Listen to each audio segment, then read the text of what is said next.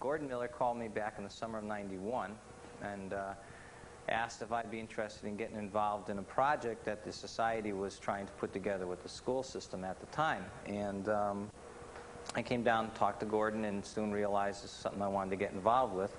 We met with a teacher at the high school. Her name is Tammy Mokas, and we worked out a situation where we would work with students in the creative learning program,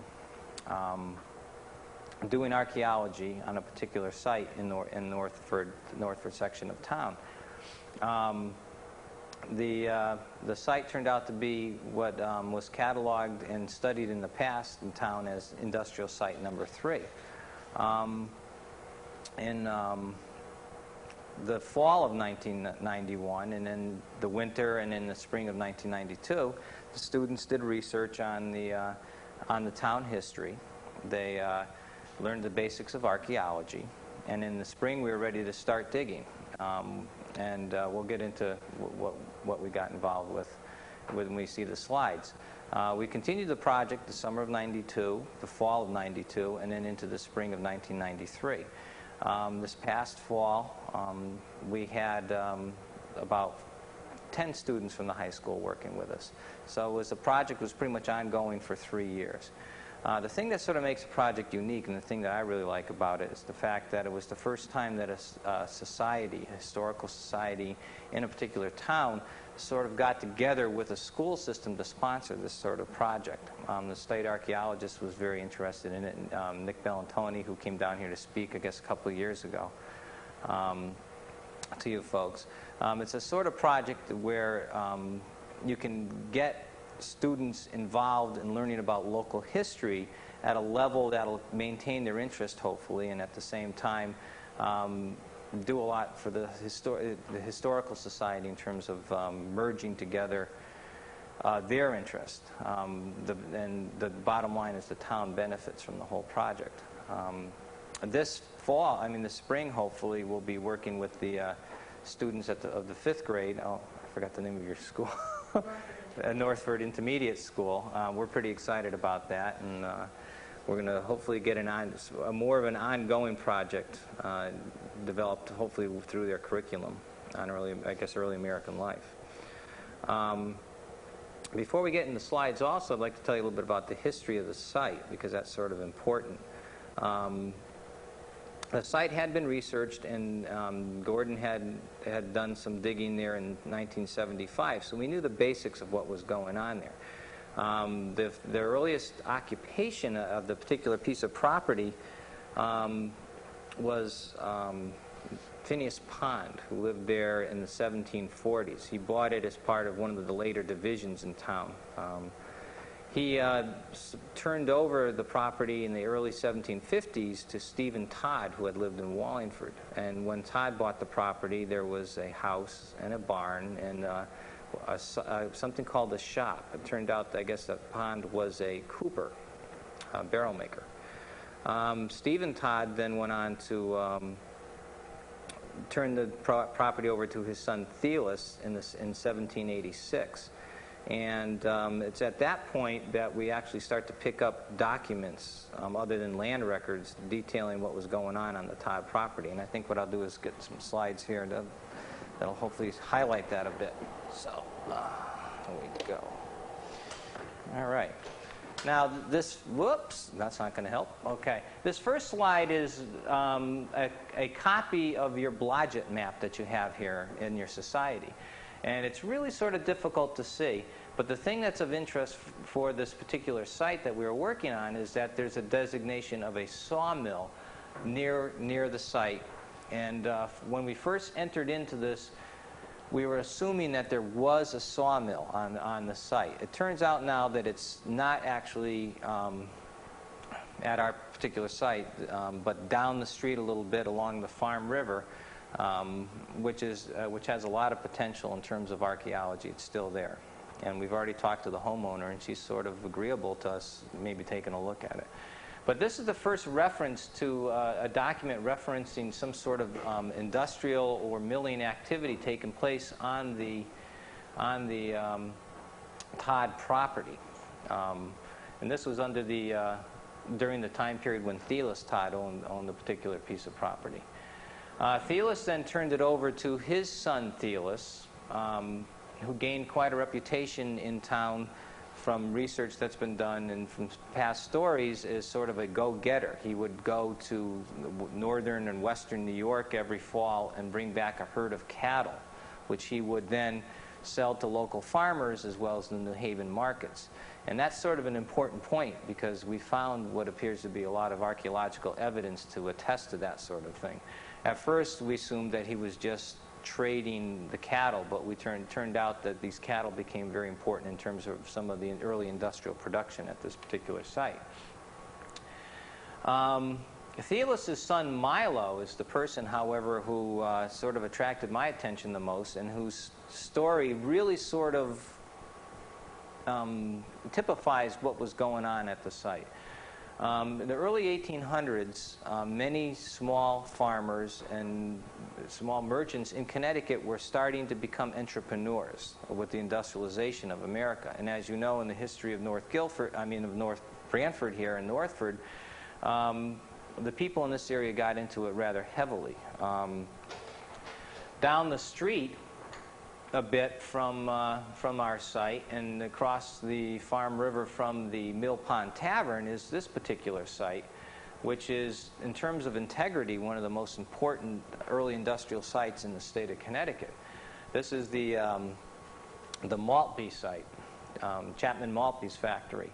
And it was Chapman Maltby who really sort of introduced and did a lot of very important early industrial things in North Branford. Not only making farm implements, axe handles, and things of that nature, but he manufactured buttons out of bone and ivory, and also went on to do, the company went on to do some of the more famous and noteworthy early industrial activities here in town. One of them was the coconut shell dippers, which I guess became world famous, and you have a few of them in your display case in the other room. And this later became the site, if I'm not, I hope I'm correct, of the first commercial Christmas card business in the United States. Or am I? Correct, Jim. Okay. It really stemmed from site number 3. Started there. Started there and moved down. Okay. Now, Milo Todd, getting back to Milo Todd, he had big ambitions, it appears. And by the early 1800s, he was operating a grist mill on our particular site. At least that's what the records say, though we have yet to find really any archaeological evidence to support the fact that there may have been a grist mill there. He looked down the river and saw what was going on with the Maltbys and with the Fowlers down a little farther down along the river, and I think he wanted to get involved in manufacturing. The result of all that was by 1852, you can pick up on Whiteford's map of New Haven County. Now, where the trowel is pointing, though, you can't really see, obviously, so I guess you have to take my word for it. It's pointing to a spot, which is our industrial site number 3, and it says button factory. Okay, and what it turned out is Milo Todd began the production of buttons, mostly out of bone, and also some ivory buttons. Now, this wasn't something we were necessarily aware of when we first began digging, but we began to turn up buttons. I think I can get that. I don't know if I can get that. I mean, my photography isn't the best. What this young lady's holding in her hand is an ivory button, an unfinished ivory button. And I think actually the first ivory button was found by Gordon one day when he was standing at the top of the site and looked down, and right by his foot happened to be an ivory button just sort of sitting on the ground.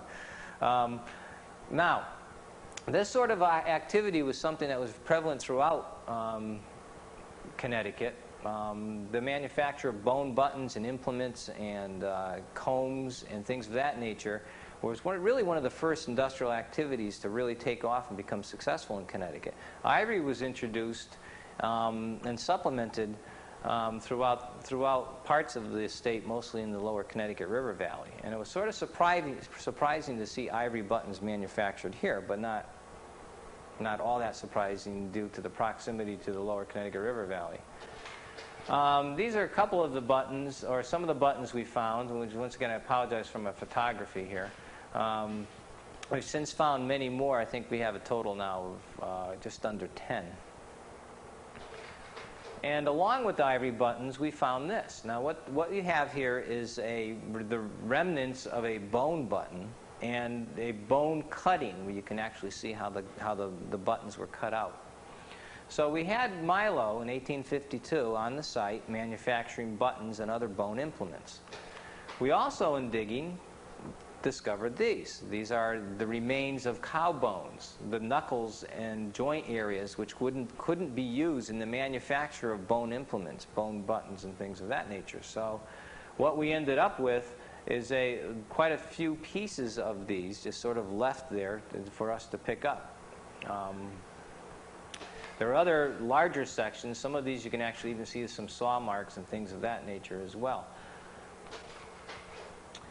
By 1856, when this map is produced, we have Milo moving out of the bone button business, the ivory button business, and into the paper production.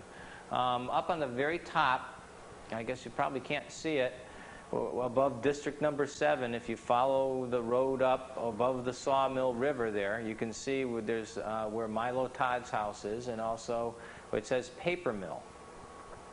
What Milo decided to do was get involved in the production of straw wrapping paper, something that was greatly desired and quite popular in the mid-19th century. And that, in a way, sort of brought us to our dig. Now, what you see is the grid that we had set up for our first year's excavation.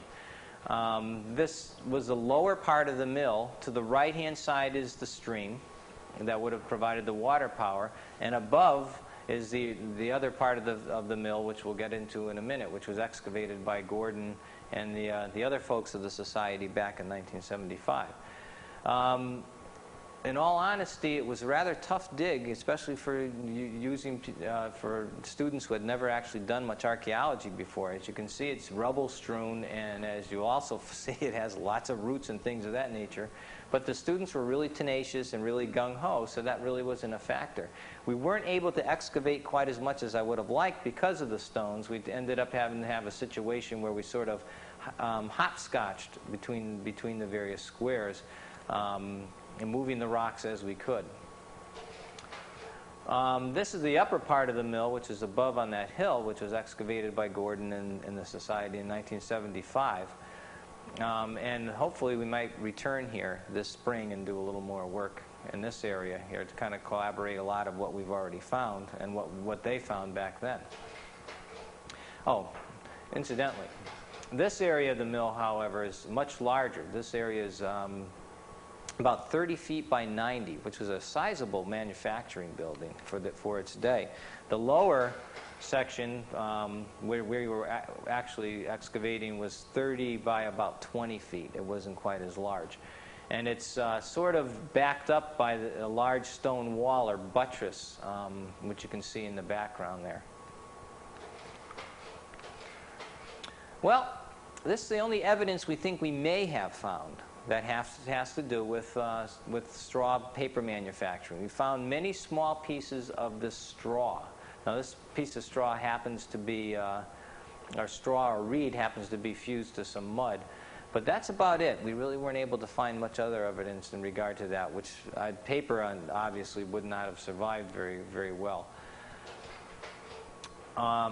But we did find some other surprises. For example, here, Gordon and one of the students are making one of our first big discoveries. What they're pointing to and what we began to uncover in large amounts was this: leather. Okay, leather in all different types and sizes. Some large straps, like the one above, small belt-like pieces, which might have been for harnessing, things of that nature, and then small, very well worked and well-processed pieces that are almost like lacing.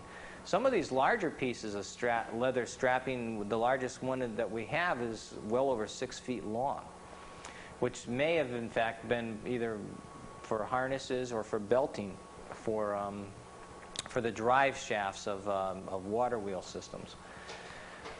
Some of them had holes punched in them like this, some of them were shaped, some of them were just big blanks, and some of them had brass rivets in them. So this got us back to Thelis Todd and his enterprise. One of the things, the byproducts of the cattle industry were the hides, and the production of the hides into leather goods. And I think we might have a connection here between what Thelis was up to and the production of the leather, along with the bones that would have supplied the raw material for Milo's enterprise, making implements out of bone. But Milo had a bit of a problem, and the problem is what you see right here. These are the remnants of the dam. It's an earthen dam, first referred to actually in 1866 in a document. Prior to that date, we're not really sure if the dam existed. This dam was mentioned to be being 8 feet high, and it created a pond from which water could be drawn off to run the water wheel. Now, Milo's problem was that the site did not have what you see here. This is a dam located in another town in Connecticut, but I chose this to illustrate what was really necessary for water power back in the early industrial age. What they relied on in order to provide the power was the fall of the water. Okay, and in this regard, you can see the fall here is probably a good 8 to 10 feet, usually enough to provide enough power for a rather large water wheel.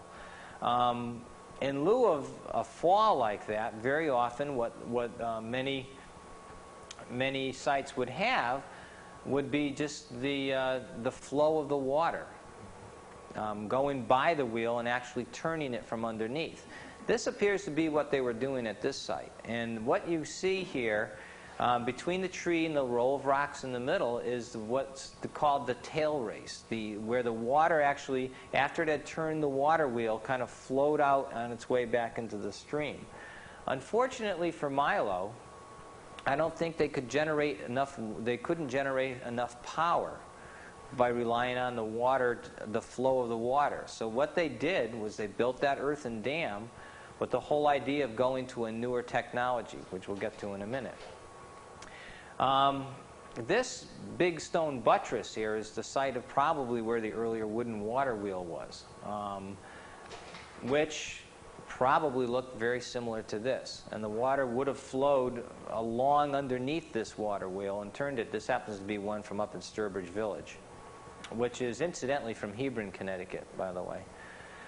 This is not also the same type of wheel that they would have had, because this is what's called a breast wheel, where the water actually hits it about halfway up and turns it. But if you can imagine a big water wheel on this site, on the Milo Todd site, with very little water actually flowing by, you can see what kind of problems he may have had. So, with his dam, which you see here once again the remnants of, we found documents in the 1860s which say that he built a wooden raceway along this hill to the right-hand side so that he could siphon or get the water to flow off the dam and to a brand new type of technology which he hoped to solve his power problems with. And that was right in that hole there, which we discovered and excavated. Now, what Milo had invested in was a new technology that was sweeping the United States in the 1840s, but definitely in the 1850s and 60s. What it was a new type of metal water wheel. It's an earlier version of what we would now call a turbine. They were called reaction wheels. And what would basically happen is the water would dump straight down into this wheel well, and the wheel, which would have looked very similar to this is one up in Vermont that's just sort of discarded now, would have turned on a vertical shaft that would be based on the impact of the water. This would provide a lot more power for and using a lot less water, and was a heck of a lot more efficient. Whoops. Unfortunately for Milo, however, that didn't work out as well either. And we found that in the late 1860s, he engineered a swap with David Stevens, who was from Wallingford. Basically what Milo did is he turned his property over to Stevens, and then Milo then went to the North Haven area along the Quinnipiac River and began to manufacture his paper there. Milo gave up on the water power, but it was enough for David Stevens to go into the next phase of the site, which turned out to be the most prolific of the entire dig.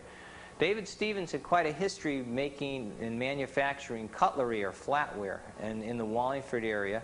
He had been a partner with Robert Wallace, who later, but the partnership had broken up, and Wallace went on to start Wallace Silversmiths, which became really famous.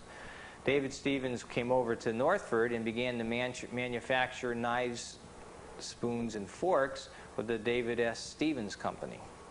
What you see here is some of the raw material that he used. These are sheets of metal which were either cut out or out of which were spoons, knives, and forks were cut out. And here you can see some of the end cuttings from that process. It's sort of if you have a figure in a piece of paper and you cut that figure out, what you have left over is the scrap and the end cuttings, and that's pretty much what we had there. We found literally thousands and thousands and thousands of these, and Gordon's gone through pretty much every one of them, so I would assume that we're probably well up into 2,000 of these or so, I would think, by the time we were done. The next type of artifact that we found associated with David S. Stevens were knife blades. Okay. No, we did not find any knives that had handles on them, however, which is fairly typical for the time period. They probably were putting on either bone, or in this case, there's a good possibility they were putting on wooden handles. Those happen to be made out of copper. We found the first few years hardly any forks at all, which was really quite a mystery, until last fall, when we were digging on another part of the site. We found the spot where the fork machine had to have been, because suddenly we just started turning up lots of forks, which was sort of gratifying to us because we couldn't figure out why they were making knives and spoons but not forks. Here are some examples of some of the spoons that we found. But one of the things that I found personally most intriguing was the fact that they not only were they stamping out metal spoons, knives, and forks and polishing them up and making them look great, but they were also involved with something called the production of what was then known as German silver, which is a mixture of zinc, copper, and I've done this so many times I can't remember the last one. Another metal of which temporary, some, but zinc, copper, oh well, forgive me for that. But and what you see, what they would do is they'd fuse that metal onto copper cuttings, or the shape of a particular spoon or knife that was made out of copper. Found lots and lots of these. And then we also found evidence of the next step up, which was to coat these German silver knives, forks, and spoons, with silver plating. And unfortunately, we found very little evidence of this other than a couple of spoons. This particular spoon, you can see the splotches of silver on it, was found the very last day we were digging during the summer of 1992. And believe it or not, we found it, let's see here.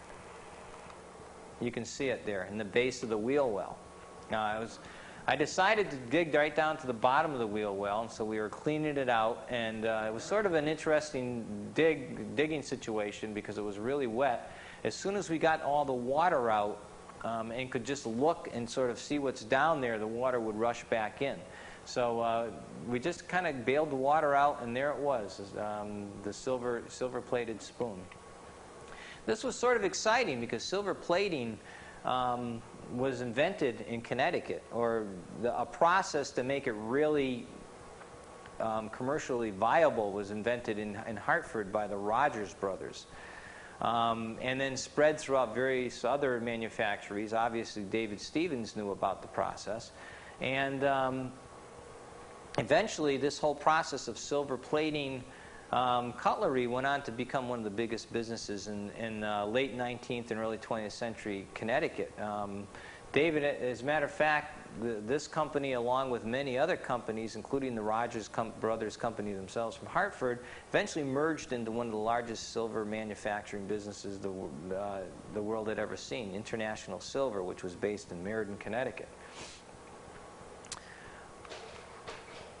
We also found lots of, let's see, that's the wrong way, huh? Okay, lots of the remnants of tools. Here we have a drill bit and a handle for either a chisel or a screwdriver. We found things like wrenches. And these would appear to be carbide blades for cutting, possibly for cutting the metal prior to the shaping them or stamping out silverware. We also found large amounts of this. These are rags with a material called red rouge, which was used for the buffing process to shine the flatware. And we also found evidence of this. Now, in terms of archaeology, what you're looking at here is something called stratigraphy. This is the corners of one of the dig. Actually, that stone in the corner there is like the foundation, the corner of the foundation of the building. And what we saw here was a layer after layer. We can actually read a lot about what was going on in the site. You see a layer of topsoil, and then right underneath that is a layer of metal, of rust. But the thing that was most interesting was the gray layer there, which in the beginning we thought was clay. It turned out later on that it's more than likely a material associated with the silverware production, because it tended to only be in this particular area, this square and another. And in that same area, we found these nice little bottles, which are shaped specifically because they were packed and probably carried in crates. And the 8-sided nature of these bottles made it possible for them not to spill. We ended up finding probably close to 20 to 30 of these altogether. We're not sure exactly what was held in these, but it was probably some sort of chemical used in association with either the silver plating or some other component of the manufacturing process. And this just shows you another site of some of those little bottles. They're really kind of cute. I've shown them to some people who know a lot about bottles, and they've never seen anything like them before, so it's really something. I think, didn't I read, they're also made like that when you pick them up, that they're so small they won't drop, yeah. And probably the same reason, too. And the tops of them are very crude, so they probably had either wooden plugs or cork plugs in them as opposed to any sort of other sort of top. This, however, is one of the most important artifacts that we found. Let me see if I can get that. Well, let's see. Okay. This allowed us to actually date the site. Our problem was we were trying to find out exactly how old this particular site was. We knew that something was going on there in the 1850s. That's the earliest we actually have proof with that map, the 1852 map. This bottle top actually ended up being really diagnostic for us. This is the top of a bottle that would have been manufactured and used sometime from 1780 to probably about 1820. It's it would have been a sort of like a square sort of bottle. And from what's left here, the green color and the crudeness of the top and the neck indicate that it was, not a really sophisticated piece of glassware, which was very typical of the type of bottles that were found in the late 1700s and early 1800s. By finding this bottle, we were actually able to, for the first time, to date our site. As a matter of fact, this particular piece of bottle it almost seems like it was left there. It was at the very bottom of our dig, underneath, believe it or not, a stone floor. Now, what you see are the remnants of that stone floor, some of which we pulled up. There were no artifacts at all underneath the stone floor other than that bottle. We went down in some test pits another 2 feet. In one case it was almost 3 feet, and found no artifacts whatsoever. So it sort of seems like somebody left that bottle top there just for us to hopefully date the site, which we're comfortable calling early 1800s. We since have found, and this happened last fall, on the other part of the site, an 1805 penny, which kind of corresponds very nicely with that bottle top. So I think we can safely say that there was something going on in this site by 1805, or maybe a little bit after. Exactly what it is, once again, we're really not sure. Was it just a leather working business? We don't know. Was there a grist mill there? We still haven't found any evidence of that. We have no problem with the evidence for the bone manufacturing and for the cutlery manufacturing. Now the next few series of slides are just kind of showing some of the students who were involved. These were students, believe it or not, who were working in the summer. They came out. Gordon and I would go out on usually on Thursdays, and these are a combination of students from North Branford and from Guilford, where I teach.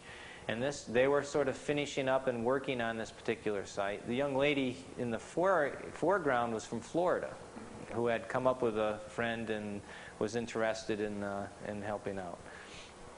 Now the area where we began to dig in the fall of 1992 was on the other side of that large stone wall behind the students there.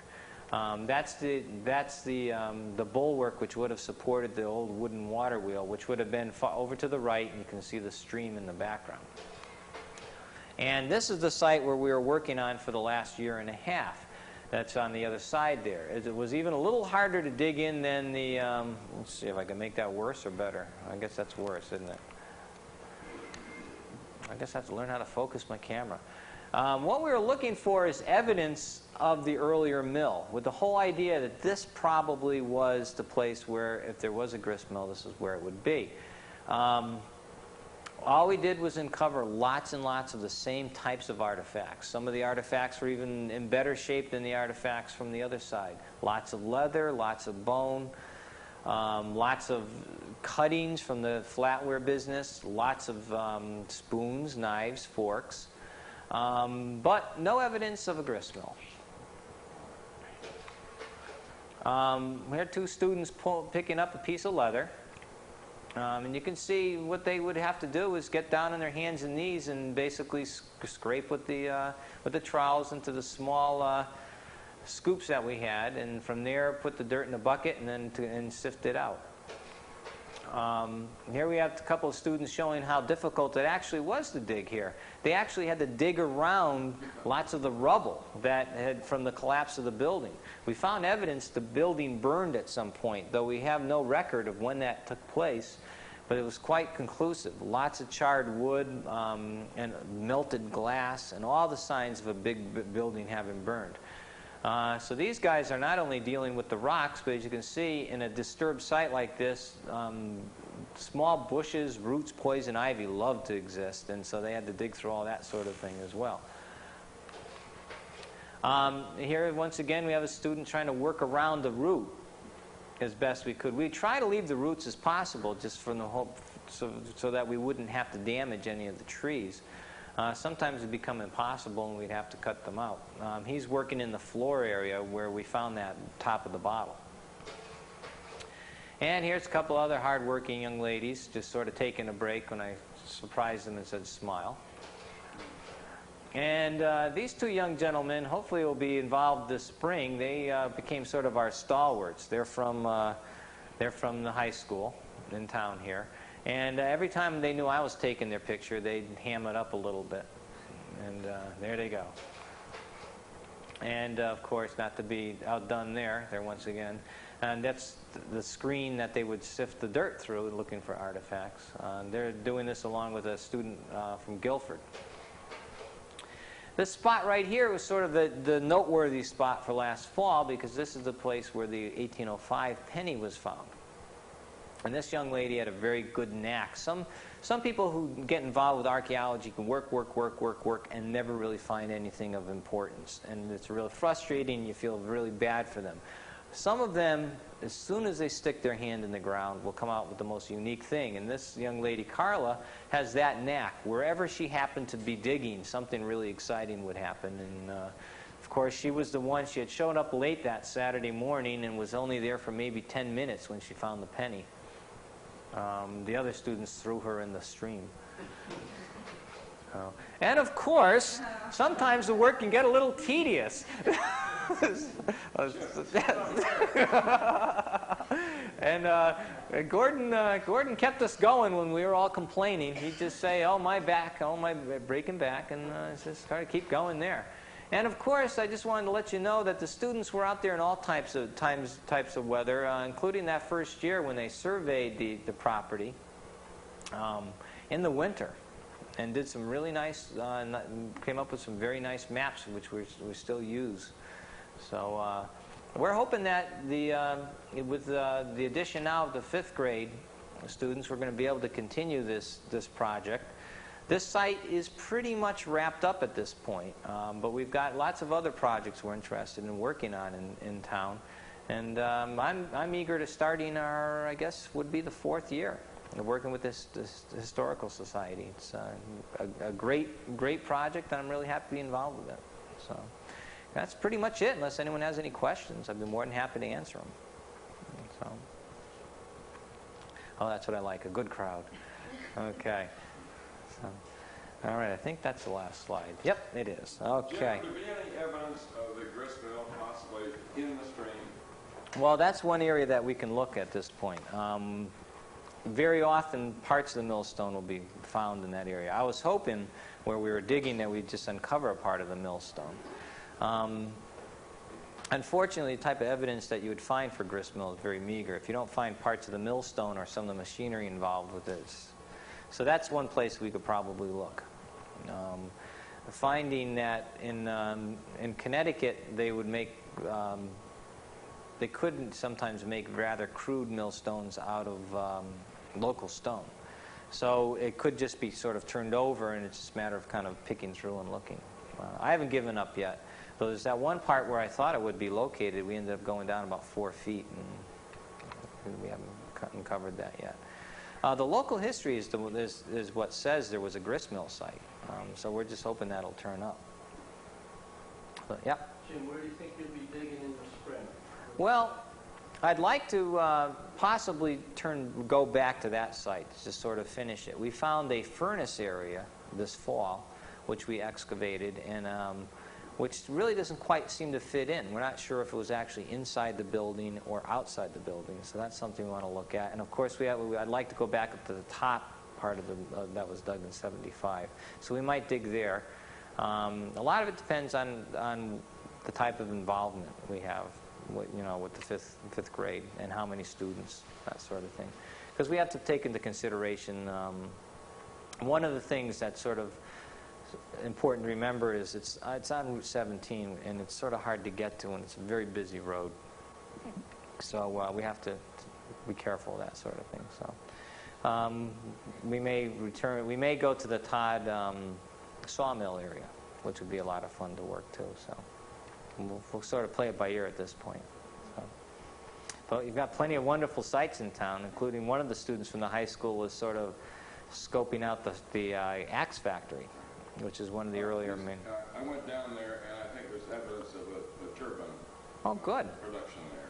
Good. All right. And that's on water company land, correct? So it's situated in private land at this point? It belongs to the association. Oh, okay. The Lake Association. Okay.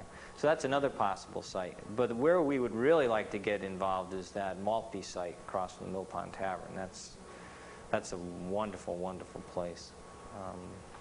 My fear there is that lots of times people will actually walk around there, and a lot of things just get kind of picked up. Every time it rains, things just sort of wash up, bottles and knives and all sorts of things. So you just have to play it by ear with that. So, but there's lots of possibilities. So I'm game for all of them. Have they ever approached anyone at the mill pond? Yeah, we started clearing, and with the approval of the man that is leasing the property, and we're ready to start digging, and the landowner told us to stop, please. Yeah, and nothing's come of it since I No. did it. But Jim, I've heard that the reason we were told to stop is that they were afraid the property would be taken away from her and turned into a museum. Good possibility. State-owned or something. It's really, it's the type of spot that should be on the historic registry, to be quite honest with you, in terms of But early need not be manufacturing. Owned by... Oh, no. No. No. I guess she wanted to forestall any sort of No. possibility. But, well, Thank you, Jim. no, thank you. It was a pleasure talking to you. Okay. Shut off my... Come next door and have some refreshments?